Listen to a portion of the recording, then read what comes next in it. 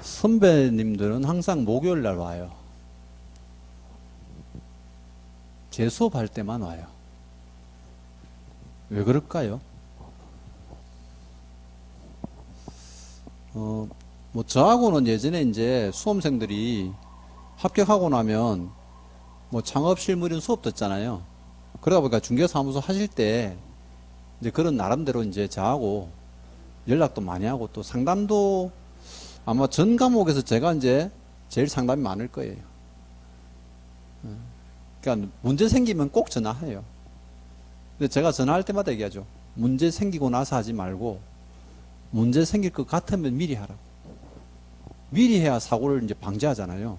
사고 치고 전화하면 저도 해결하지 못하는 것들이 많아. 그래서 이제 제가 개인적으로는 수험생들하고 전화 상담을 많이 하는데 나중에 혹시 여러분들이 이제 창업하고 또는 이제 중개사무소에 취직하고 하실 때 이제 문제 생길 것 같다 싶으면 이제 저한테 전화하시면 돼요. 제가 정 마음에 안 들면 민법사님한테 전화하세요. 사고 칠 것 같으면. 다른 선생님들한테는 전화해가지고 도움 받을 게 별로 없어요. 실제로. 그러니까 이제 중개하실 때 나중에 이제 문제니까. 자, 147페이지 봅니다. 6장. 중개업의 보수라고 되어 있는데요. 중개업 보수는 뭐 매년 출제를 하죠. 보수 전체가 두 문제입니다. 두 문제. 두 문제가 나오는데 조문은 굉장히 적습니다. 조문이 적은데 두 문제 나오니까 아주 다양한 문제를 출제합니다. 그럼 여기는요. 이론 문제 하나에 계산 문제 하나에서 두 문제 나옵니다. 계산 문제는 우린 계산기도 필요 없을 만큼 쉽습니다. 구구단만 알면 됩니다. 속지만 안 하면 돼요. 그래서 중개보수 문제는요. 이론 문제가 오히려 어렵고요. 계산 문제가 쉽고 이렇습니다. 근데 예전에 이론 문제만 두 문제 나온 적도 있고 조금 더 오래전에는 계산 문제를 두 문제 낸 적도 있습니다. 어떤 형태인지 나올 거예요. 그죠? 근데 이제 내용을 봅니다. 1번에 중개보수 등 돼 있는데요. 거기 의의에 관한 부분들은 뭐 출제가 될 가능성이 많지는 않은데 동그라미 2번 잠깐 보세요. 보수약정을 하지 않은 경우 결론만 물어볼게요. 그럼 보수약정을 안 하면 중개보수 못 받습니까? 받을 수 있다죠? 이거 판례예요. 끝이지 뭐. 그럼 보세요. 의뢰인이 오셔가지고 소장님 우리 아파트 좀 팔아주세요. 그 내가 얼마예요? 5억에 팔아주세요. 위치가 어딘데요? 뭐 105동 206호요. 그때 중개보수 얼마 줄게요? 안 하잖아요. 서로 약속 안 하죠? 그럼 약정을 안 해도 어때요? 당연히 보수는 받을 수 있다는 거예요. 이거 판례 중에 하나고 요즘 잘 안 나오는 판례인데 어쨌든 2번 하나만 챙겨 놓으시고요. 그 다음 넘어갑니다. 148페이지 보면 자 중개보수 청구권의 발생 요건. 그럼 실제 우리가 중개보수를 어떻게 해야 받을 수 있습니까? 하는 건데요. 동그라미 1번, 2번, 3번 전부 시험에 나올 가능성은 없습니다. 근데 여기서 한 가지만 챙길게요. 동그라미 1번요. 중개계약이 존재할 것.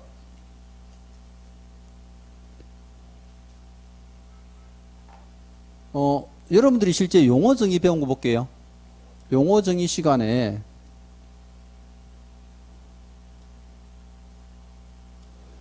중개업 배웠잖아요. 그죠? 그럼 우리가 용어에서 중개업을 했을 때 받는 보수가 중개보수죠.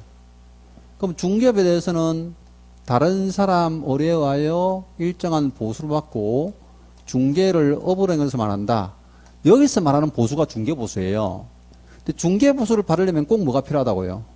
의뢰가 필요한데 의뢰를 다른 말로 바꾸면 뭐라 했어요? 중개계약이라 했죠. 그래서 우리가 중개보수를 받을 수 있는 권리는 반드시 중개계약이 전제돼야 된다. 보세요. 의뢰 안 한 사람들은 우리한테 보수 줘요? 안 주잖아요. 그 개념이고. 다음 쌍가로 3번 갑니다. 중개보청구의 행사요건도 있는데 제목은 여러분들이 외우지 않아도 왜 중개보수 청구권이라는 조문이 없어요. 그럼 실제 시험에는요. 중개보수를 어떻게 하면 받을 수 있느냐 하고 낸단 말이에요. 그럼 동그라미 1번이에요. 거래 당사자 간에 거래행위가 성립할 것. 끝이에요. 그러면 중개 의뢰 받으면 중개보수 받을 수 있는 권리가 생기고 중개보수를 어떻게 받는다고요? 중개가 완성돼. 그 중개가 완성되면 뭐라 해요? 거래 행위가 성립하면, 계약이 체결되면 우린 중개보수를 받는다는 거예요. 근데 어떤 경우에 못 받습니까? 149페이지 보세요. 중개보수 청구권에 소멸되어 있는데요. 그럼 중개보수 청구권의 소멸은 아예 돈을 못 받는 거죠. 거기서는 1번요. 동그라미 1번. 개업공사의 고의 또는 과실로 인한 경우도 있는데, 보세요. 이건 조문이에요. 자, 중개가 완성된 경우라도 개업공사의 고의 또는 과실로 인하여 중개의뢰인 간의 거래 행위가 무효, 취소 또는 해제된 경우는 중개보수 청구권이 소멸한다 돼 있죠. 여기서는 중요한 게 개공한테 꼭 반드시 뭐가 있어야 돼? 고의 또는 과실이 있어야 돼요. 그럼 개공한테 고의 과실이 없이 계약이 무효가 되거나 해제됐어요. 그럼 중개보수는요? 받을 수 있죠. 어떻게 받는데요? 끝까지 받는 거지. 그럼 이거 볼게요. 사실 우리 시험에 이 정도까지 깊이 있는 문제가 나오진 않는데요. 자, 매도인하고 매수인 간에 계약을 체결했어요. 그걸 이제 개공이 열심히 중개를 했어요.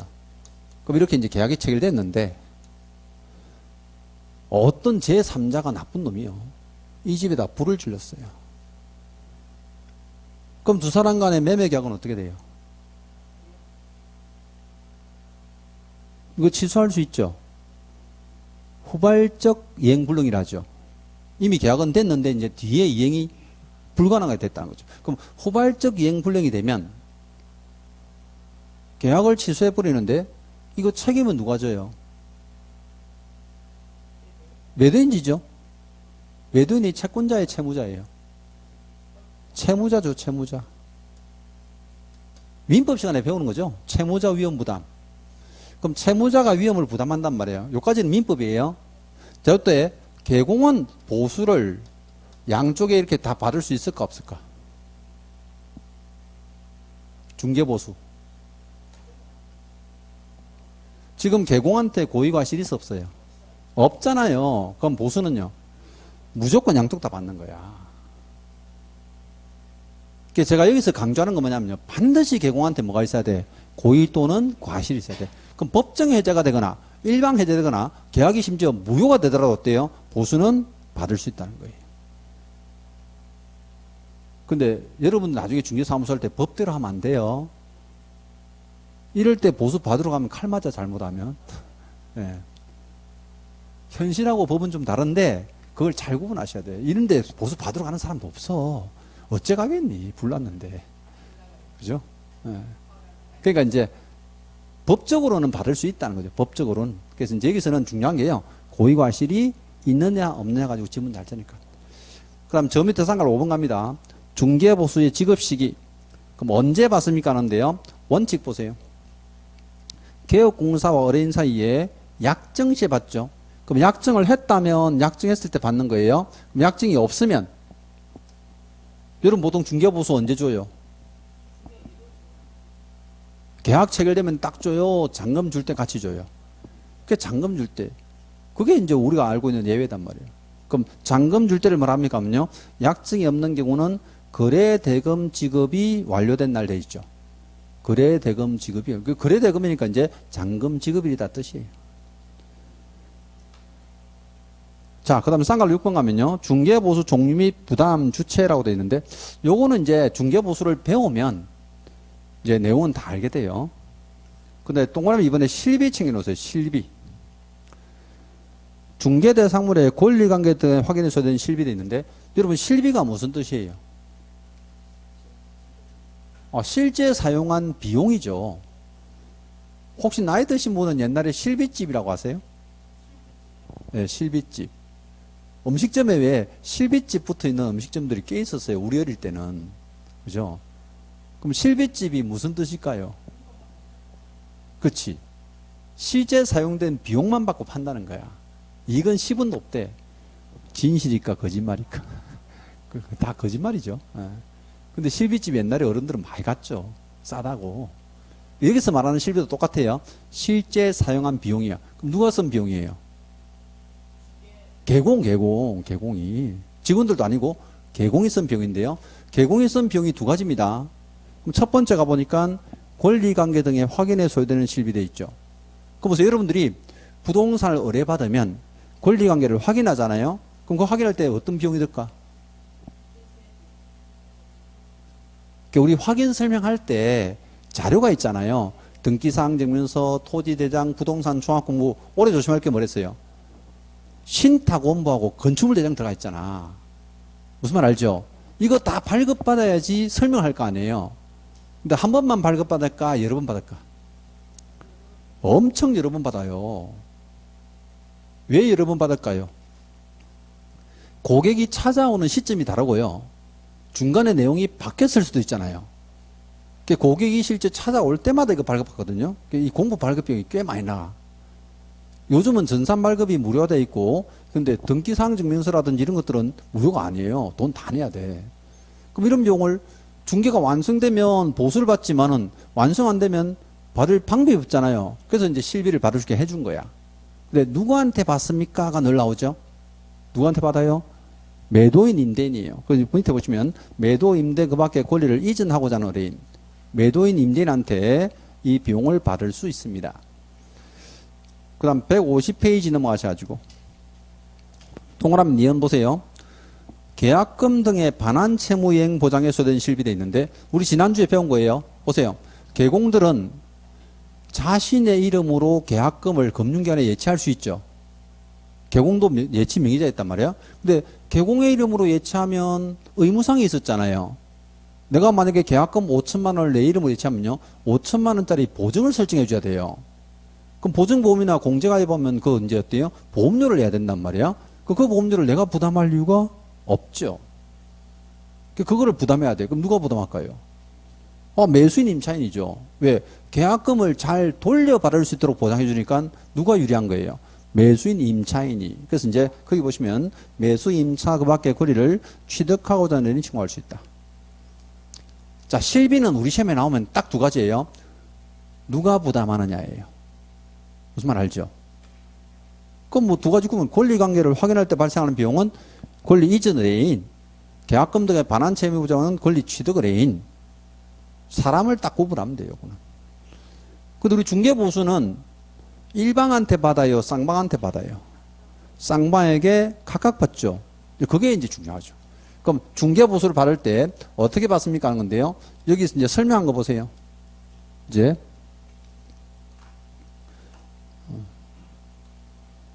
뭐 요건 앞에서 이제 쭉 보신 겁니다. 여기 지금 이제 제가 아주 중요한 문구를 빼놨는데, 이거 조심하라고. 고의과실로 해놔요. 반드시 고의과실이 있을 것. 그죠?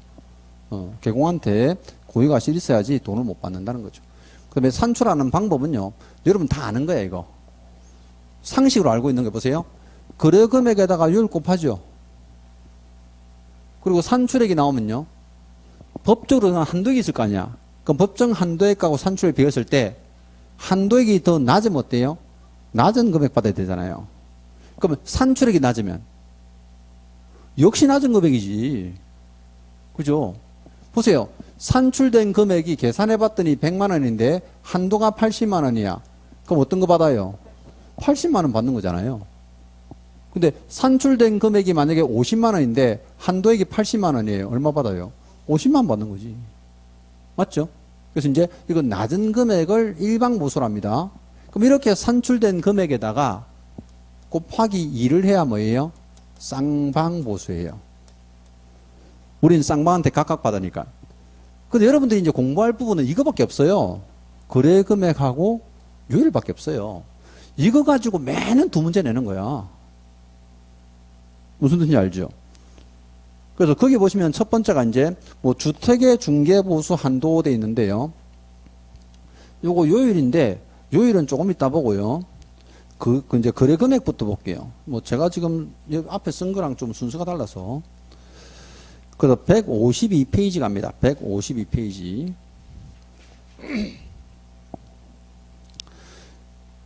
자, 거래 금액은 보세요. 지금 거기에 동그라미 쌍갈로 5번입니다. 쌍갈로 5번. 이건 보세요. 동일 대상물에 대해서 동일 당사자 간에 동일 기회에 매매를 포함한 둘 이상의 거래가 이루어진 경우는 어때요? 매매에 관한 거래 금액만 적용한다 돼 있죠. 이건 시험에 나오면요. 이렇게 나와요. 자, 우리가 매매를 포함한 둘 이상의 계약이니까 매매와 임대차를 어때요? 동시에 중개한 경우 이래 낸다니까요. 그럼 동시에 중개하면 매매와 임대차를 실제 합산한다 이래네요. 합산하면 안 되고 어때요? 매매만 받는다 보시면 돼요. 그럼 계산 문제도 마찬가지예요. 박스 문제로 또 계산 문제 나오는데, 자, 우리 개공이 매도인과 매수인 간의 매매 계약과 임대인과 임차인 간의 임대차 계약을 동시에 중개하였다. 중개보수는 얼마입니까? 하면요. 여기에 관한 매매에 관한 조건이 있고, 밑에는 어때요? 임대에 관한 조건이 있어. 임대에 관한 조건이 필요해요? 아예 필요 없죠. 싹 지워버리고 계산하면 돼. 최근까지도 계산 문제가 지금 계속 이놈이 나온다니까요. 왜? 이게 제일 복잡하거든. 계산 문제에서는. 근데 이 조건을 실제 삭제를 안 하고 같이 붙여서 계산한 사람들이 꽤 많아요. 그러면 매매는 매매대로 이제 중개보수 계산하고 임대는 임대대로 계산했더니 지문에 3분의 있네요. 항상 어떻게 틀린지 알고 딱 지문을 써놓죠. 이거는 임대차는 절대 계산하시면 안 됩니다. 그렇겠네요. 자, 그 다음 이제 두 번째가요. 교환계약인데 그 위에 쌍가로 3번요. 교환계약은 거래금액이 어떤 거예요? 큰 대상물입니다. 큰. 그러면 거래금액이 큰 걸 가지고 계산해서 양쪽에 다 받는데 실제 이거는 틀린 지문도 꽤 많이 썼어요. 그럼 교환계약은 현금금액으로 계산한다. 아니고요. 교환계약은 실제 합산된 금액으로 계산한다. 아니죠? 거래금액이 큰 거 하나 가지고 계산해서 양쪽에 다 받는 거예요. 자, 그 다음 이제 분양권입니다. 저 밑에 쌍갈로 6번입니다. 분양권은 제가 앞에서 뭐 사례를 잠깐 말씀드렸지만 기납입된 금액에, 즉 계약금 중도금액 때요 프리미엄을 합산합니다. 자, 최근에 분양권을 이론 문제에서 답을 두 번이나 냈는데요. 여기에 틀린 지문은 꼭 내는 게 뭡니까 하면요. 총 분양 금액 내요. 그럼 총 분양 금액에 프리미엄 합산한다. 전부 틀렸죠. 이런 거예요. 그러니까 사실 우리가 이론 문제를 낸 데서 막 어렵고 이런 게 아니라 여러분들이 거래 금액이나 요율 어때요? 잘 구분만 하시면 별로 어렵진 않아요. 이거는. 그래서 이제 요 틀린 지문들 낼 때 딱 정해놓고 내. 그럼 만약에 지문 읽는데 분양권, 아파트 분양권을 중개한 경우 나오잖아요. 그럼 얘가 있나 없나 찾으면 돼. 왜? 틀린 거는 막 10년 내도록 이놈만 내니까. 그죠? 그래서 이제 분양권 보시면 되고. 자, 그 다음. 제일 복잡한 게 임대차예요. 거기에 쌍갈로 2번입니다. 저하고 순서로 완전히 반대로 써놔가지고. 그럼 임대차 같은 경우는요. 보증금에다가 월차임이 있으면 월차임 곱하기 100을 해요. 그 만약에 간단하게요. 보증금이 1억에 월세가 100만 원이야. 그럼 보증금 1억에 월세가 100만 원이면 이거 거래금액이 얼마입니까? 하면요. 100만 원 곱하기 100 하고요. 1억을 더하면 얼마? 2억이죠, 2억. 이렇게 되는 거예요. 예전에 중개사법이 처음 만들어졌을 때는요. 곱하기 100을 한 게 아니고 개월수를 곱했어요. 임대차 할 때 개월수를. 근데 개월수 곱하니까 중개사무소가 너무 손해를 보는 거야. 왜? 전부 1년씩 계약하니까. 원래 2년 해야 되는 것도 중개보수 적혀주려고 어때요? 1년으로 계약해버리는 거야. 그게 불합리하죠. 그래서 그냥 개월수를 싹 빼버리고 어때요? 100배를 해주라 나온 거예요. 그 이 100배를 해주면서 이제 임대차가 엄청 인기가 좋아졌어. 왜? 모든 임대차는 100배를 하거든요. 월차임에. 요즘은 이제 대형 상가 또는 공장, 얼마 전에 뭐 김해 저 농공단지 수험생하나 막 공장 임대차를 중개했다고.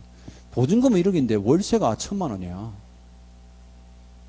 그럼 보증금 1억에 월세 1,000만 원짜리면 거래금이 얼마예요? 11억이잖아, 11억. 그럼 11억짜리 공장은 뭐 0.9%인데, 그죠? 그럼 그냥 1,000만 원 생기는 거지. 990이잖아, 990. 그죠? 그러니까 이게 월 차임이 크면 따라 어때요? 거래 금액이 워낙 커지다 보니까. 근데 보세요, 우리가 소형 상가나 소형 주택 같은 것들처럼요, 원룸 같은 데 보면 왜 보증금 500에 월세 30 이런 것도 많죠. 근데 거기 월세다가 100배 하면 임차인들이 너무 부담스럽잖아. 그래서 이제 그 조건에서 조심할 거는요. 이 합산한 금액이 5천만 원 미만 돼 있죠. 그럼 5천만 원 미만이면 어떻게 됩니까? 하면요. 월차면 몇 배 곱한다고? 70배를 곱합니다. 70. 근데 임대차에 관한 계산 문제를 냈다. 100% 이거 나와요. 5천만 원 미만짜리. 단독 문제도 몇 번이나 냈어요, 이거는. 근데 70이 생각이 안 나. 보세요. 교묘하게. 자, 우리 시험에 제일 많이 나온 지문이 보증금 2천만 원에 월세 20만 원 이랬거든요. 곱하기 100 했더니 4천만 원 딱 떨어지죠. 이렇게 사는 사람이 제일 많아. 왜? 곱하기 70 하는 게 기억이 안 나. 왜? 바쁘니까. 이제 시간에 쫓기니까 급해가지고 막 어때요? 문제 풀다 보니까 20만 원 곱하기 100 암산을 해요. 20만 원 곱하기 2천만 원, 2천만 원, 4천만 원이네. 4천만 원 실제 밑에 보니까 요율이 0.5% 남아 있어. 그럼 여기서 이제 20만 원인데 밑에 쌍방이니까 곱하기 2 해가지고 어때요? 정답 40만 원. 다 틀려버려 이건. 틀리면 거의 100%로 틀려요. 이놈을 곱하기 70을 했어야지. 그럼 3,400이잖아. 수험생들은요, 그 출제위원들이요, 끝 단위를 딱 맞춰줄 것처럼 보이지만 절대 안 그래요. 끝 단위를 맞춰준 게 항상 틀린 지문이야. 우리 시험에서는 중개보수 계산 문제에서 끝 단위를 맞춰줘 본 적이 없어요. 21만 2천 원까지 나온 적도 있어요. 계산 문제에서. 근데 25만 원, 50만 원 이러면요, 끝자리 딱딱 떨어지는 게 계산하기 편하잖아. 기분도 좋고. 그게 다 틀려버린다니까요. 그래서 계산 문제에서는 우리 시험에 가장 많이 나온 곳 10번 중에 8번 예를 냈어요. 그래서 이제 여러분들이 이제 요건 나중에 연습 많이 해야 돼. 연습을. 계산 문제를. 자, 거래 금액 이렇게 되고요. 이제 다음은 요율을 봅니다. 요율. 앞으로 잠깐 넘어갈게요. 자, 146페이지 보면요. 178페이지, 148페이지 보면. 아니구나. 150페이지. 책이 많이 넘어갔네. 150페이지 보면 중개보수 및 실비 한도에서 이제 쌍걸 이번에 주택의 중개보수 한도가 있고요. 151페이지 젤리 보면 주택 이외의 중개보수 한도 돼 있죠. 그럼 요일은 두 가지 나눠집니다. 어떻게 해요? 주택이냐, 주택 외냐. 자, 여러분들 나중에 문제 풀 때요. 이 외자 놓치면 큰일 납니다. 시험에서는 외자를 살짝 빼고 지문 써요. 외자가 있냐 없냐 따라서 이제 요일이 워낙 차이가 나니까. 그죠? 요렇게 이제 나눠지는데, 자, 주택 같은 경우는 보세요. 그 주택의 중개보수 한도 봅니다. 거기 이제 큰 제목 2번 밑에 보세요. 중개보수 및 실비 한도. 여기다 이제 조문을 써놨는데, 주택의 중개에 대한 보수, 실비, 한도 등에 관하여 필요한 사항은 국토교통부 령이 정하는 범위 안에서 특별시, 광역시 또는 도의 조례를 정하고 이렇게 돼 있죠. 그러면 주택 같은 경우는 국토교통부 령의 범위 내에서 어때요? 시도 조례로 정한답니다. 특별시, 광역시, 도니까. 그 다음 보세요. 주택 외의 중개에 대한 보수는 국토교통부 령으로 정한다 돼 있죠. 주택에는 그냥 국토교통부 령으로 정한대요. 그럼 얘는 틀린 지문이 똑같아요. 주택 외를 시도 조례 정한다 X죠. 주택은 국토교통부 령으로 정한다 X죠. 뭐로 정하는지 이제 헷갈리게 낸다니까요. 주택은 시도 조례 정하니까, 자, 우리나라 그러면 주택에 관한 중개보수는 전국이 다 같아요, 틀려요? 다르다는 거죠. 그럼 전라남도 가서 실제 집 사는 거랑 강원도 가서 집 사는 거랑 울산에 집 사는 거랑 중개보수가 다 다릅니다. 전라도가 좀 싸요. 보수가 낮아요. 강원도도 많이 낮고. 울산이 더럽게 높아요. 울산은 막 최고 한도까지 다 올려놨더라고. 그죠? 근데 우리나라 중개보수가요, 다른 나라에 비해서는 되게 싼 편이에요. 우리는 뭐 0. 몇 프로 이래 돼 있잖아요. 옆에 일본은 3%예요. 일방 보수가 3%. 미국은 5%야. 중개보수가 엄청 세요. 전체 우리나라 OECD 국가 중에서 중개보수가 제일 싼 나라가 대한민국이에요. 한 번도 올린 적도 없고요. 그대로 다 받는데 현실화가 좀 필요하죠. 보수가 낮기 때문에 이제 어때요? 사기꾼들이 판을 치는 거야. 보수를 조금만 정상화시켜주면요, 사기칠 이유가 없거든. 그래서 제가 볼 때는 그런 것들을 항상 이제 염두에 두고 이제 일단 활동을 좀 협회에서 해주고 이래 해야 되는데, 근데 아무튼 보수를 해야 됩니다. 근데 그 밑에 보세요. 쌍갈 1번에 주택의 중개보수 한도라고 되어 있는데요. 그럼 보세요. 주택은 국토교통부령의 범위 내에서 시도조례잖아요. 그 표가 국토교통부령이에요. 시행규칙. 표를 외워야 됩니까 하는데, 외우긴 조금 외우셔야 돼요. 그 매매 교환은요, 외울 게 뭐가 있냐면, 2억에서 9억 보세요. 2억 이상 9억 미만. 1000분의 4 이내니까 0.4%죠. 근데 표를 잘 보세요. 매매 교환에서 2억에서 9억 미만이 한가운데 중앙이에요.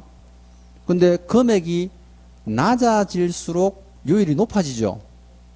0.5, 0.6 올라가잖아요. 또 밑으로 가볼게요. 금액이 9억 이상부터 높아질수록 요율이 또 올라가죠. 그럼 제일 낮은 요율이 뭐예요? 0.4, 2억에서 9억 사이야. 우리나라에요, 아파트 거래가 가장 많은 금액이 2억에서 9억 사이에요. 그걸 센터로 잡은 거야. 그럼 금액이 낮아져도 요율을 올리는 거는요, 그만큼 보수가 적어지는 걸 방지하기 위해서고, 금액이 높아지는데도 요율을 올린 건요, 거래량의 희소성이 있다는 거야. 그래서 보수는 또 맞춰주려고 만든 거예요. 그럼 그 밑에 임대차 보세요. 임대차는 1억 이상 6억 미만 보이죠, 가운데. 0.3%예요. 자, 어쨌든 매매보다는 임대차를 좀 싸게 받아야 되죠.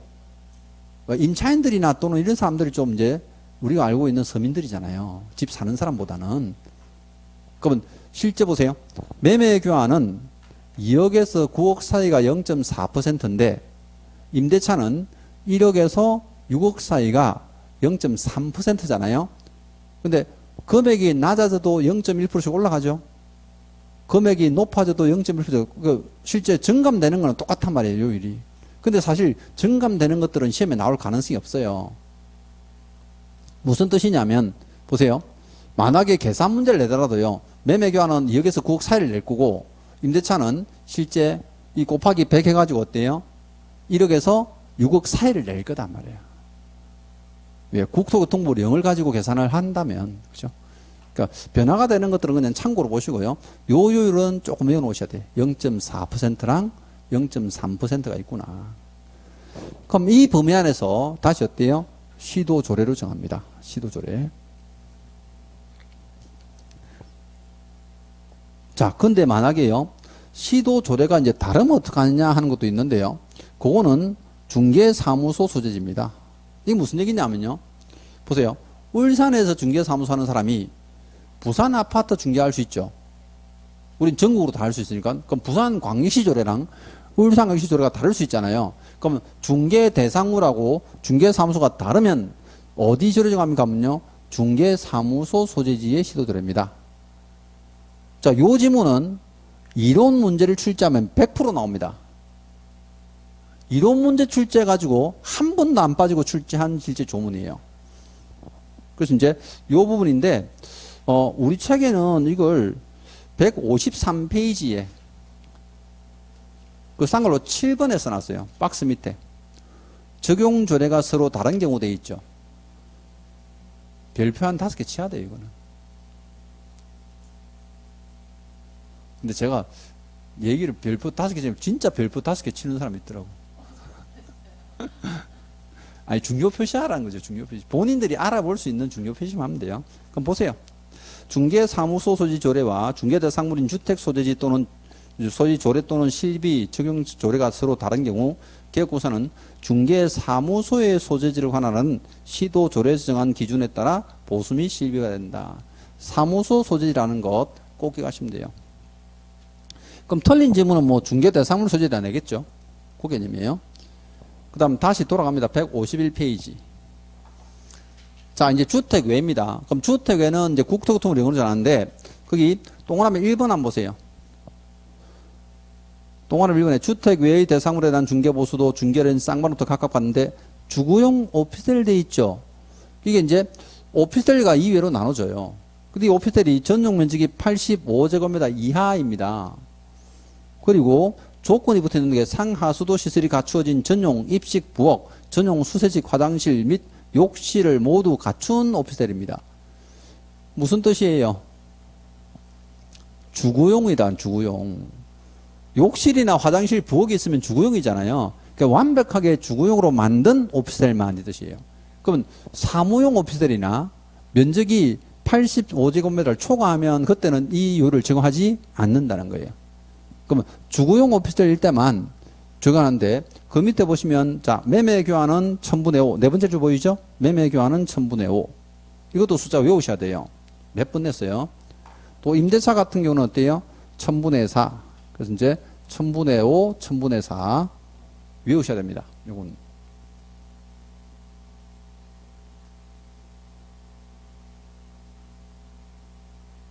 그래서 뭐 얘는 사실 계산 문제라기보다는요. 이론 문제에서 이 숫자를 많이 써서 내는데 1000분의 5가 1000분의 4를 그냥 바꿔서 몇 번 냈어요. 이 없는 걸 가지고 뭐 1000분의 3, 1000분의 6 이래 내는 게 아니고. 그죠? 그 다음에 이제 그 외에 나머지입니다. 그럼 이 외에 나머지는 보세요. 그냥 그 동그라미 2번요. 그 외의 대상물인데 전용 면적 85제곱미터 초과하거나 그 밖의 조건을 갖추지 못한 비주거용 오피스텔을 포함한다 돼 있죠. 거래 금액의 1000분의 9 돼 있죠. 그러면 상가나 공장은 전부 다 한도가 얼마까지요? 1000분의 9입니다. 1000분의 9. 그죠? 그래서 이제 이게 1000분의 9, 0.9%예요. 근데 실제 시험에서는 0.9%의 백분율을 잘 안 내요.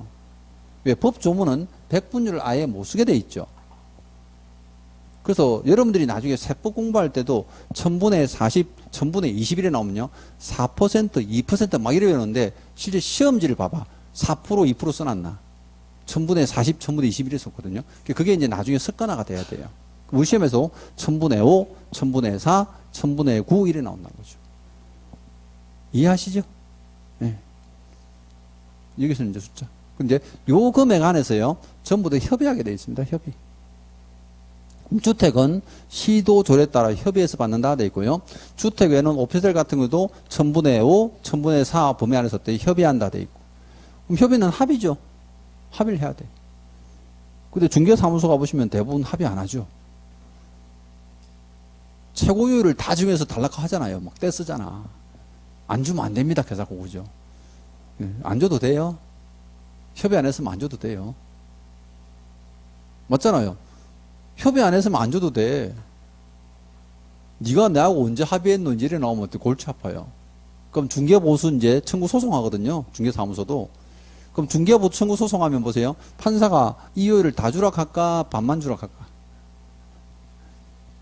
답을 정해놓고 물어보는데 다 주라 할까? 반만 주라 할까? 그냥 반만 주라 해. 왜? 협의 안 했잖아, 너. 합의한 문서도 없잖아요. 그럼 손해도 어때요? 야, 어린 니도 반 손해보고. 중개사무소는 소득도 어때요? 니도 반 손해보고 막. 그럼 1000분의 9 같으면 어때요? 1000분의 5만 줘라. 1000분의 4 줘라. 이렇게 이제 판결을 하는 거예요. 아예 주지 마라고는 안 해요. 어차피 내가 이제 노동을 했으면 그 대가는 받아야 되니까 중개부 주는데. 그래서 이제 조문마다 어때요? 협의하라 하고 이제 써놓은 거예요. 자, 중개보수 의뢰되고요. 이제 그 다음에 요거 봅니다. 이제 우리 책에는 요거 이제 또 뒤에 나와 있던데. 아, 참. 152페이지 보세요. 152페이지에 쌍으로 4번입니다. 여러분들이 나중에 중개하다 보면 어때요? 겸용주택 있죠. 겸용주택. 1층은 상가인데 2층 주택이죠. 준주거지역 같은 데 가보면요. 이게 3층짜리 건물들인데 다. 그 준주거지역은 아주 다양해요. 1층은 상가인데 2, 3층이 주택이야. 근데 어떤 건물은요. 1, 2층이 상가고요. 3층 하나면 주택이야. 이런 걸 이제 중개하면 싸운단 말이에요. 왜? 아니, 건물주들은 주택률을 적용해달라고 그래, 주택. 근데 실제 중개사무소는 상가율을 적용해달라죠. 왜? 상가가 0.9%니까 높잖아요. 그럼 상가율을 정해달라고 근데 싸운다고 네 싸워요 이것 때문에. 그래서 아예 법으로 정해놨어요. 이게 뒤에 만들어진 조문이에요. 그럼 겸료도 해보세요. 중개대상물인 건축물 중에서 주택면적이 2분의 1 이상인 경우는 주택 규정을 적용하고 주택면적이 2분의 1 미만인 경우에는 주택 외의 대상물 규정을 적용한다 이렇게 되어 있죠. 아 그럼 주택면적 가지고 따지네요. 그럼 주택면적이 보세요. 2분의 1 이상이면 전부 다 뭐로 보고? 주택으로 보고요.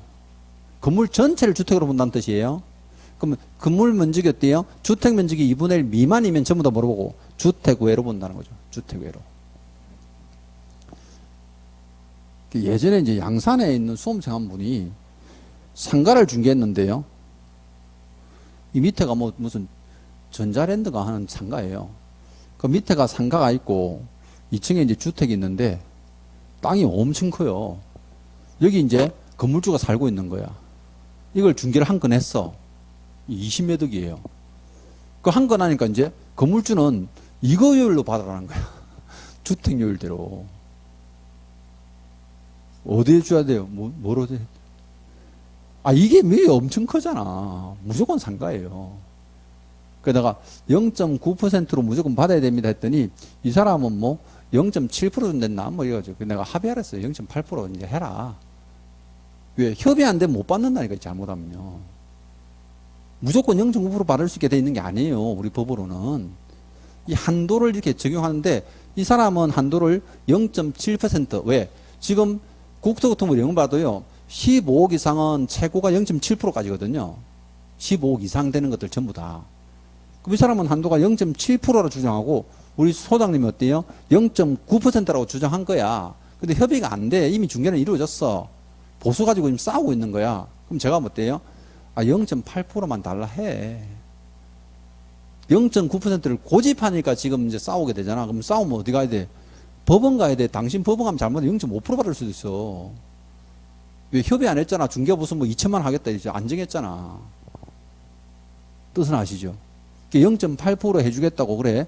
이제 양보를 했는데 끝까지 0.7%가 0.7%가 못 받았어요. 건물주가 막 끝까지 고집해가지고 못 주니까 소송하라고 막 이랬대. 그 저한테 전화왔더라고. 소송할까요? 네 더 손해본다. 0.7% 줄 때 그냥 큰 소리 한번 치고 받아라. 그죠? 어쩔 수가 없어요. 그 중개보수는 이렇게 이제 한도 범위 안에서 받는다라고 돼 있지 한도액을 모두 받는다는 아니에요. 이제 그런 의미에서 이제 이렇게 주택이 나눠질 때 어떻게 적용하느냐 하는 부분이요. 잘 기억하시고. 자, 그 다음 이제 뭐 앞에서 본 게 실비 부담자. 제가 이거 따로 써놨습니다. 실비는 권리관계 등에 확인해서 된 실비 있잖아요. 당연히 이제 매도 임대 의뢰인 권리 이전 의뢰인이 부담하고 또 이거 계약금 등의 반환 채무형 보장은 어때요? 매수 임차 의뢰인 권리 취득 의뢰인이 부담하게 됩니다. 실비는 누가 부담하느냐 하는 것들이 이제 핵심이다. 해보시면 돼요. 그 다음 153페이지 잠깐 보시면요. 그 밑에 쌍라고 9번 한번 보세요. 권리금이 있는 경우도 있잖아요. 요거 우리 검증할 때 제가 잠깐 소개해드렸는데, 자, 권리금, 상가 임대차를 중개하면 권리금 주고받잖아요. 그럼 권리금 알선 대가는 중개보수 적용한다, 안 한다? 아니에요. 권리금 자체가 중개대상물이 아니기 때문이죠. 그래서 여기서는 적용되지 않는다. 그럼 적용되지 않으니까 제일 끝에 결론은요, 금지 행위에 해당하지도 않는다 써놨죠. 그럼 어떤 분들이 저한테 뭐 선생님 권리금 알선 대가를 마음대로 받아도 되겠네요. 합의해서 받으시면 얼마든지 받아도 돼요. 근데 나중에 여러분들은요 권리금 받았다고 해서 혹시 그분이 권리금 실제 양도 계약서 하나 써달라면 써주면 큰일 나요. 그거는 행정사법 위반이에요. 원래 그쪽 업무는 행정사가 하게 돼 있어요. 근데 중개업을 하다 보면 그게 부수적으로 따라오긴 하는데 돈을 받는 것까지 괜찮은데요. 그 계약서 같은 거 쓰면 큰일 나요. 나중에 이런 것들은 실무 가서 배우셔야 돼요. 우리 시험에 나오는 건 아니고 실무 가서 배우십니다. 자, 이래서 이제 중개보수는 마치겠습니다. 중개보수 뭐 뒤에 있는 부분까지는 굳이 안 보셔도 괜찮고요. 이제 156페이지 갑니다. 7장. 이거 한 단원까지는 가야 돼요. 7장은 이제 개업공사 등의 이제 협력이라 돼 있는데 지금 우리 중개사법에는요. 개공을 실제 이제 회원으로 하는 단체가 두 개가 있어요. 그게 뭡니까 하면요. 부동산 거래정보망이 있고, 자, 또 하나는 협회가 있습니다. 협회. 협회는 다음 주 할 거고요. 1절에 보세요. 부동산 거래정보망에 지정 및 이용돼 있는데 1번 단락에 보면 부동산 거래정보에 의의라든지 기능이 있죠. 이거 시험에 안 나와요. 참고로 보시고 157페이지 봅니다. 2번 단락은요. 거래정보 사업자에 지정돼 있죠. 자, 여기서부터 이제 조문인데 보세요. 부동산 거래정보망을 운영하는 사람이 누굽니까 하면요. 거래정보 사업자예요. 그럼 이 거래정보 사업자한테 회원이 될 수 있는 사람은 누굽니까 하면요. 오로지 개공만 회원될 수 있어요. 근데 이걸 누가 운영합니까 하면요. 국장이 운영하죠. 보세요. 부동산 거래정보망은 전국에 있는 개공을 대상으로 하는 전산망이잖아요. 전국을 통제하는 건 누구다? 국장이다. 그래서 이제 그 첫 번째가요. 지정 목적에 두 가지를 보셔야 돼요. 국토교통부 장관은 돼 있죠.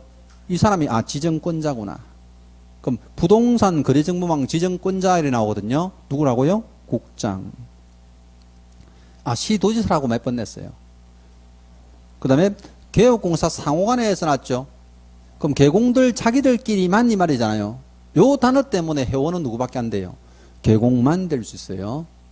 우리 일반인들은 접근도 할 수 없는 전산망입니다. 그럼 거래정보 사업자는요. 국토교통부 장관에게 지정받아서 거래정보를 운영하고 또 이 회원이 될 수 있는 사람은 개공밖에 안 돼. 근데 방금 제가 국장한테 지정받았댔으니까 어때요? 지정 절차가 이제 시험에 나오는 거예요. 그럼 쌍괄 2번 가보세요. 지정 요건 돼 있는데 자, 지정 절차를 봅니다. 그러면 지정 신청자가 지정 요건에 맞춰서 서류 들고 이제 신청하러 가는 거죠. 누구한테요? 국장한테. 근데 지정 신청자가 정해져 있어. 그 누굽니까? 부가통신사업자예요. 자, 그 밑에 지정 요건 한번 보세요. 부동산 거래정보를 설치 운영할 자로 지정받고자 하는 자는 전기통신사업 규정한 부가통신사업자로서 돼 있죠. 그럼 지정 신청은 누구밖에 안 된다고요? 부가통신사업자만 지정 신청할 수 있습니다. 그럼 여기서 말하는 부가통신사업자는 법인만 됩니까? 하면 아니에요. 개인도 법인도 다 돼요. 근데 여러분들이 왜 우리 법인의 겸업 업무 배웠잖아요. 우리 법인인 개공들은 겸업 업무가 상가와 주택의 관리 대행, 분양 대행, 부동산에 관한 상담 이런 거 됐죠. 거래정보망 돼 안 돼요? 안 됐단 말이에요. 그럼 여기서 보시면요. 법인인 개공이 거래정보 사업자가 될 수 있다는 지문 꽤 나오거든요. 조심해야 돼. 그럼 여기서 말하는 법인은 무슨 법인이에요? 중개법인이 아니고 어때요? 그냥 일반 법인이에요. 일반 법인들. 중개법인 아니고 개인이야 중개사무소 하는 개인도 다 포함이죠. 그럼 개인들은 누구나 부가통신사업자로 신고만 하면 어때요? 다 할 수 있는데 법인은 중개법인 빼고 일반 법인들을 뜻한다 보시면 돼요. 이거는. 그럼 부가통신사업자로 먼저 어때요? 신고부터 하고 그 다음 요건 갖춰야 되죠. 자, 요건에서는 제일 중요한 게 숫자입니다. 숫자. 그럼 첫 번째 보세요. 부동산 거래점에 가입 이용 신청 개업공사 수가 몇 명? 500명. 500명. 아예 이 숫자만요. 단독 문제 낸 적도 있어요. 근데 이 500명을 울산에서 다 모으시면 안 돼요. 조건이 있죠. 2개 이상 시도에서 각 30명 이상 되어 있습니다. 그럼 2개 이상 시도를 걸쳐냈으니까 어때요? 울산광역시, 부산광역시 2개 시도죠. 그럼 실제 각 30명 이상이니까 울산에서는 470명, 부산에서 30명 괜찮죠? 최소한 2개 이상 시도에서 30명인데 이것만 가지고 단독 문제를 몇 번 냈어요. 무슨 얘기냐면 보세요. 박스에다가요. 조문을 그대로 써놓고요. 요거를 괄호를 쳤어. 요렇게. 괄호 쳐놓고 순서대로 실제 숫자가 들어간 것은 이래 돼 있다는 거예요. 그럼 500명, 2개 이상 시도에서 30명. 그럼 앞에 숫자를 따보지. 523이네. 523.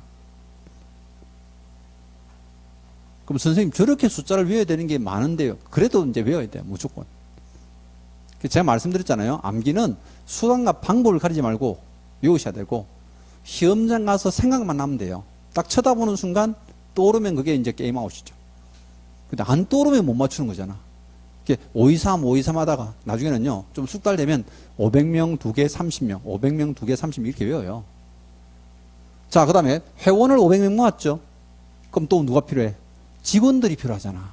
그럼 직원들은 두 사람이 필요한데요. 첫 번째, 컴퓨터 전문가 뭐야? 정보 처리기사 1인 확보하고요. 그 다음 부동산 전문가 누구예요? 공인중개사죠. 공사도 얼마 이상? 1명 이상 돼 있죠. 요거. 근데 이것도 한 사람 한 사람인데 옛날에는 이거 2명이었어요. 2명. 생각해 보세요. 우리가 지금 전산망은 8시간만 돌아가요? 24시간 돌아가요? 24시간 돌아가니까 최소한 교대 인원은 있어야 되지 않을까 해서 2명 했었어요. 근데 중개사무소를 실제 운영하는 이 개공들이 회원이잖아. 그럼 개공들이 24시간 일해요? 8시간 하고 문 닫아요? 다 문 닫잖아. 그럼 왜 취지에 맞지도 않은 사람을 2명씩 뽑아라느냐. 월급도 많이 나가는데, 비용도. 그래서 그걸 줄여줬어요. 얼마로? 1인 1인으로 줄였어. 그러니까 시험에 낼 때는 이거 2명 낸다니까 또. 옛날 주문 가지고. 그럼 보세요. 자, 부가통신사업자로 신고하는 뜻은 뭐냐면요. 인터넷 사업자로 신고하는 거예요. 그럼 인터넷 사업자로 신고부터 하고, 그 다음 이제 회원 500명 모집하고, 직원 둘이 뽑고, 이제 마지막으로 뭐 필요해? 컴퓨터가 필요하지. 그게 이제 마지막 4번이에요. 이제 국토교통부 장관이 정하는 용량 및 성능 갖춘 컴퓨터 설비. 근데 조문에 이래 돼 있는데 국장이 용량이나 성능을 안 정해놨어요. 왜? 국장이 컴맹이에요. 그래서 이제 그냥 조문만 이래 돼 있어. 그럼 적당한 컴퓨터 설비였대요. 갖추고 운영하시면 됩니다. 그럼 요렇게 이제 지정 요건 갖춘 다음에 넘어가 보세요. 지정 신청하죠. 그럼 신청은 누구한테 합니까? 당연히 국장한테 하지. 지정권자가 국토장관이니까. 근데 거기 쌍갈로 3번에 지정 신청에 지금 박스 안에 서류 보이죠? 서류는 외우지 않아도 돼요. 왜? 이게 전부 서류야, 서류. 지정 요건하고 서류가 완벽하게 일치해요. 500명의 회원가입 이용 신청서, 정보처리사 공사는 자격증 4번 내시면 되고, 컴퓨터 용량이나 성능을 알 수 있는 서류에다가 부가통신사업자로 신고했음을 확인할 수 있는 서류 되어 있죠. 그럼 서류를 몰라서 틀렸는데요. 아니야. 지정 요건을 몰라 틀린 거야, 그거는. 왜? 이 지정 요건이 시험에 워낙 잘 나오니까. 서류 가지고 내는 것보다는 요건 자체를 내는데, 혹시라도 서류 나오면 어때요? 요건하고 똑같다 보면 돼요. 이 요건 그대로 실제 이제 우리가 서류를 제출합니다. 그 다음에 쌍가로 4번 가면요. 국장은 이렇게 지정 신청 받으면 이제 지정을 해줍니다. 근데 지정을 해준다는 걸 다른 말로 하면요. 지정서 교부한다 돼 있어요. 언제까지요? 첫 번째를 보이죠? 30일. 지정 신청 받은 날부터 30일. 그럼 지정서를 교부할 때는 지정대장에 기록을 하는데 박스 안에 지금 보면 지정대장 기록하는 거 나와 있죠? 시험에 딱 한 번 냈는데요. 외우지 마세요. 어쩌다 한 번 나온 것들을요. 외우기 시작하면 한도 끝도 없어요. 참고. 근데 이게 30일은 반드시 기억할 것. 그럼 30일 안에 이제 일단 지정을 받았죠. 그럼 지정받고 나면요. 회비 얼마 할 건지 정해야 되죠. 그게 운영 규정이에요. 그럼 운영 규정에서 이제 국장한테 승인 받으시는데 이게 3개월 이내예요. 또 첫 번째를 보이죠? 지정받은 날부터 얼마? 3개월 이내. 자, 그럼 운영규정 승인 받았잖아요. 이게요, 운영규정에 제가 회비 얼마 낼 건지 실제 이제 정한됐잖아요. 그럼 이게 왜 중요합니까? 하면요. 보세요. 500명의 회원을 가입시켰는데, 한 달에 내가요, 회비를 3만원 받아요. 한 달 회비를. 근데 나는 공사 자격증이 있어요. 맞죠? 그래서 거래공고사업자, 정보처리기사 어때요? 하나만 뽑아가지고 사무실을 같이 운영해요. 지금 컴퓨터 프로그램 만들어가지고 이제 오픈해놓고 나는 사장인데 공사자. 회비 3만원씩 받아. 우리 사무소 월세 20만원 나가. 예, 저 이제 5층 이런 데 이제 어때요? 엘리베이터도 없는 건물에 5층에 막 10평짜리 딱 얻어가 있어, 지금. 다리 운동되기 좋겠다, 그죠? 그럼 생각해 보세요. 3만 원 벌면 한 달에 얼마 들어와? 1,500 들어오죠? 그럼 1,500 가지고 내 직원 월급 한 500만 원 주고 나 월세 내고 얼마 남아? 1,000. 좋죠. 최소 인원이 500명이잖아요. 그럼 그렇게 국장이 그렇게 하도록 해줄까 안 해줄까? 안 해줘. 3만 원 받겠습니다 하면 어때요? 국장이 승인 받아야 되잖아. 승인 안 해준다니까. 너 2만 원 받아라 이래 본다니까요. 니도 500만 원 가면 이렇게 이제. 그래서 승인 받는 거예요. 만약에 이렇게 승인 받았다가 회비가 도저히 못하다 운영 안 된다 그죠? 그럼 운영 규정은 어때요? 바꾸겠습니다. 변경할 때도 반드시 어때요? 승인 받으셔야 돼요. 변경 승인. 자, 그게 이제 두 번째 줄입니다. 두 번째 줄 끝에 보면 이를 변경하고자 하는 경우에도 마찬가지다 돼 있죠. 그 마찬가지가 이제 국장한테 승인 받아라는 거예요. 자, 그 다음 이렇게 이제 승인 받고 나면요. 일정 기간 안에 설치 운영하는데 이게 언제까지입니까? 하면요. 지정받은 날부터 1년 이내에요. 요거는 지금 159페이지 보시면은 제일 위에 표 보이죠? 핵심. 여기다 써놨어요. 그래서 거기 보면 표 밑에 보면 지정 처분 돼 있죠. 국장이 하는데 30일 써놨잖아요. 또 운영규정 승인은 3개월 이내에 써놨죠. 근데 끝에 설치 운영돼 있죠. 이게 1년 이내잖아. 근데 잘 보세요. 화살표를 보면 지정받은 날부터 3개월 이내에 운영규정 승인 받고요. 지정받은 날부터 1년 이내에 설치 운영하는 거예요. 자 보세요. 운영규정 승인 받은 날로부터 1년 이내에 설치 운영해야 된다 아니죠. 이렇게 출제를 한 번 딱 했는데 수험생들이 그냥 다 틀려버렸어요. 왜? 1년 날 숫자만 외우다 보니까 1년 맞네? 이래가 왕창 다 틀려서 그 뒤로부터 안 되더라고. 왜? 원래 이제 국가공인시험은요. 다 틀려도 문제고요. 다 맞춰도 문제예요. 왜? 합격하고 불합격 나누려면 변별력이 있어야 되잖아. 그럼 난이도가 있는 문제는 20% 맞추고 80% 틀리고 난이도가 좀 늦는 문제는 80% 맞추고 20% 틀리고 이렇게 만들어야 되는데 싹 다 틀려버리니까 근데 출제인이 또 낼 수도 있다는 거지 나는. 왜? 만점 방지용 문제가 꼭 2개씩 있어요. 이 국가공인시험이 되다 보니까 난이도를 다 조절할 수 없단 말이에요. 아예 점수를 한 5점 낮춰야 되겠다 싶으면 어때요? 문제를 아예 못 푸는 문제를 한 2개씩 꼭 줘요. 그 중에 하나예요, 이놈이. 그래서 운영규정 승인받은 날이 아니고 지정받은 날부터 1년 이내입니다. 그래서 이제 여기는 숫자가 중요하죠. 30일, 3개월, 1년. 이렇게 보세요. 거래정보망 문제 나오면 다 숫자 싸움이야. 500명, 2개 이상의 30인에다가 1인, 1인에다가 이제 30일, 3개월, 1년이죠. 이렇게 숫자 싸움. 자, 그 다음은요. 거기 159페이지 3번 나라니까 거래정보 사업자와 개공의 의무사항이 있습니다. 의무사항. 그럼 이거 보세요. 뭐 그림으로 설명드리면 개공이 지금 부동산 거래정보망에다 어때요? 회원가입 했잖아요. 그럼 전산망에다가 자기가 어때요? 매물을 등록하죠. 그걸 법에서는 의뢰했다라고 표현해요. 뭐냐면 거래정보 사업자가 공개할 거 아니에요. 그죠? 그럼 다른 개공이 어때요? 검색하죠. 그럼 검색해가지고 자기 의뢰나고 물건을 딱 맞으면 어때요? 이거 계약이 성사되는데 거래정보망을 운영하는 거래정보 사업자는 이 공개에 대한 의무사항이 3가지나 있다고요. 그 첫 번째 보세요. 거래정보 사업자 의무에서 거래정보 사업자는 개혁공사로부터 공개를 의뢰받은 대상물 정보에 한정하여 거래정보망에 공개되면 이게 한 가지 의무예요. 그럼 개공이 의뢰한 물건에 한정해서 공개해야 된다. 그죠? 자, 두 번째는요. 의뢰받은 내용과 다르게 정보를 공개하거나 되어 있죠. 그럼 의뢰받은 내용하고 다르게 공개해서는 안 된다는 거예요. 이게 두 번째예요. 그럼 세 번째는 어떠한 방법이든지 정보가 개혁공사에게 따라 차별적으로 공개되도록 하여서는 안 된다 되어 있죠. 이 조문이 하나인데 내용이 3가지라서 출제할 때요. 3가지로 출제를 해요. 그럼 보세요. 개공이 의뢰한 물건만 공개하라. 다르게 공개해서는 안 되고 차별적으로 공개해서는 안 된다 되어 있죠.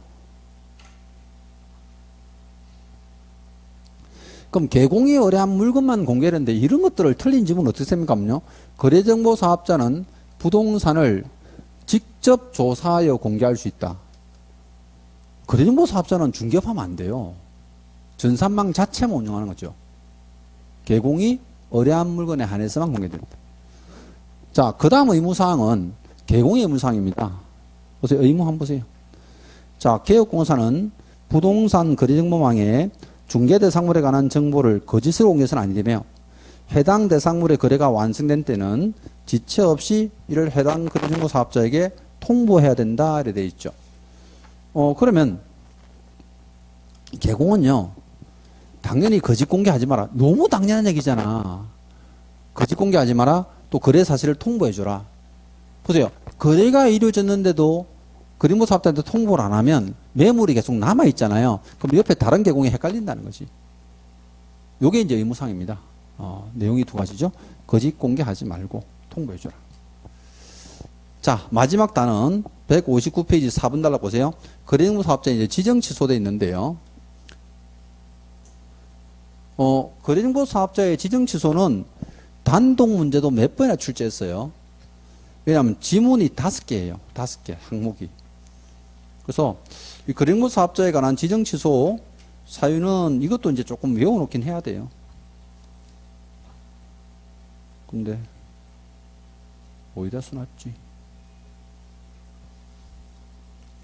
자, 암기표를 잠깐 볼게요. 암기표. 10페이지 봅니다. 암기표의 10페이지.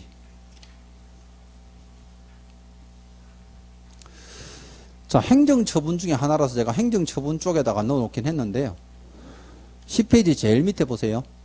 거래정보 사업자의 지정 취소되어 있죠. 자, 박스에 암기 요령은 부정 운영의 1년은 망해요. 이래서 놨죠. 혹시 여러분들이 사업할 때 부정 운영하시면 안 되죠. 부정 운영하면 언제까지 망한다고요? 1년 뒤에 망한다고. 그래서 이제 외워놓으셔야 됩니다. 지정 취소 사유, 부정 운영의 1년은 망해. 근데 이렇게 외웠는데 이게 무슨 말인지 알면 어때요? 조문 안 봐도 돼요. 그럼 이게 뭡니까 하면요? 당연히 이제 부정하게 지정받은 거죠. 부정하게 지정받았다. 뭐 사문서 위조했다든지 이럴 수 있잖아요. 국장한테 돈 찔러주고 받았다든지 뭐. 그죠? 부정하게 지정받았어. 두 번째는요. 운영규정 승인 받아야 했잖아. 운영규정 승인 안 받은 거지. 운영규정 승인 안 받았다. 회비 2만 원 했더니 때요. 4만 원, 5만 원 받아버리는 거지 뭐. 또 이 의자는 뭡니까? 요 의무사항이에요. 의무사항. 그래서 이제 의뢰받은 내용을 아니고 의뢰받지도 않은 내용을 공개하거나 다르게 또는 차별 공개했다. 그죠? 요거. 자, 1년이라는 숫자는 여기 있죠. 지정받은 날로부터 1년 이내 설치 운영 안 한 거예요. 그럼 국장이 지정까지 해줬는데 컴퓨터도 안 사고 프로그램도 안 만들고 가만히 있으면 어때요? 할 마음 없는 거지 뭐. 지정 취소할 수 있습니다. 자, 마지막은 망해라고 되어 있는데요. 사망해산이에요.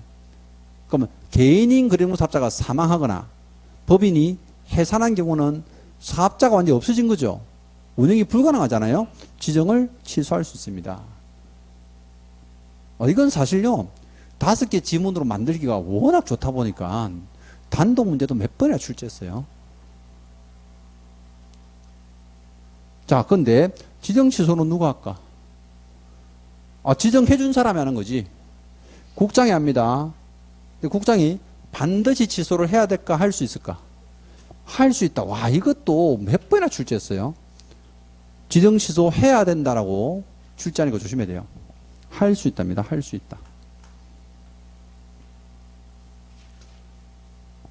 자, 그래서 이제 지정 취소 사유가 이제 있는데 암기를 해 놓으셔야 되고요. 그 다음에 나중에 여러분들이요.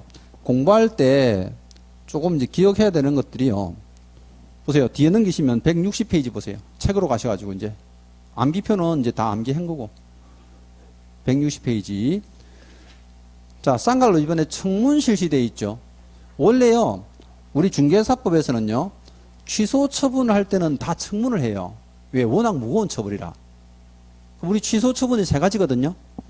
자격 취소, 등록 취소, 지정 취소예요. 왜? 우리 자격증 빌려주면 어떻게 돼요? 자격 취소, 등록증 빌려주면 등록 취소예요. 또 거래정보 사업자가 위반하면 지정 취소인데 취소 처분하기 전에는 꼭 청문하게 돼 있어요. 무슨 말 알죠? 근데 청문이라는 걸 여러분들이 TV에서 하는 건 많이 봤죠? 어떻게 하는 거예요? 위반 행위 한 사람 불러놓고 이제 실제 질의응답 하잖아요. 근데 아무리 불러도 못 오는 사람 있죠? 어떤 사람? 죽은 사람 안 오잖아. 사망 해산. 그러니까 청문은 어떤 때만 합니까? 없요? 청문은 요 네 가지만요. 사망 해산은 청문하지 않습니다. 요거는 이제 그 내용이에요. 그래서 첫 번째를 보시면 지정을 취소하고자 하는 경우 괄호 안에 보세요. 괄호 안에 사망 또는 해산을 사유로 취소하는 경우는 제외해서 놨죠. 청문하지 않는다라는 뜻입니다. 청문하지 않는 것. 자, 그래서 이제 요 내용들 외우셔야 돼요. 부정 운영의 1년은 망해. 자, 오늘 진도는 여기까지 이제 하도록 하겠습니다. 이제 하고, 다음 주면 이제 중개사법은 다 끝이 나요. 협회하고 보칙에 있는 포상금하고 나중에 행정처분 벌칙 이렇게 나왔는데, 그 이제 끝이 나고, 그 다음 주에는 부동산 거래신고 법률로 넘어갔는데요. 부동산 거래신고 법률은 뭐 절차법이라서 여러분들이 암기할 게 별로 없어요. 무슨 얘기냐면 충분하게 이해를 해가지고 맞춰야 되는 문제들이 나온다고 보시면 돼요. 그래서 이제 지금까지는 암기 사항이 워낙 많아서 힘들었다 해도 암기는 이제 암기대로 조금씩 하시고, 그죠? 네, 그래 보시죠. 자, 날씨 풀려서 좀 괜찮죠? 감기 조심하시고 저는 다음 주 뵙겠습니다. 수고했습니다.